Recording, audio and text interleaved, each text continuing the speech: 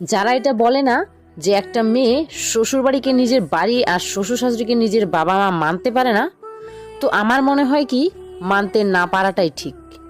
কারণ যেদিন সে শ্বশুর শাশুড়িকে নিজের বাবা মা আর শ্বশুরবাড়িকে নিজের বাড়ি মনে করা শুরু করবে না, ওই দিনই এই বছর বছর ধরে চলে আসার সম্পর্কটা শেষ হয়ে যাবে। তোমরা তাকে 2 দিন তো দূরের কথা, 2 ঘন্টা সহ্য করতে পারবে না। কারণ সে বাপের বাড়িতে অর্ডার চালায় আর তার মা তার অর্ডার ফলো করে।